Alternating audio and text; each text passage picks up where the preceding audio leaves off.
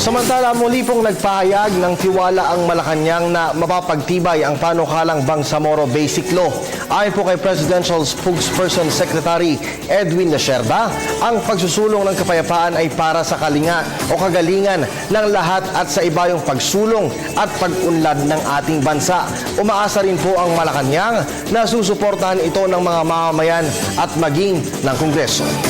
Confident that as more stakeholders are involved and as more people are informed about the peace process in general and the Bangsamoro Basic Law specifically, we will be able to continue to muster the general sentiment. And we believe that the sentiment of the people is towards peace.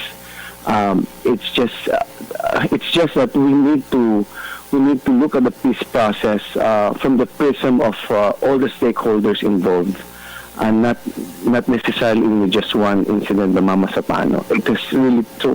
We continue to believe that there is the general population believes in the peace process, and they strongly adhere to the importance of peace and to the principle that peace would be a solution.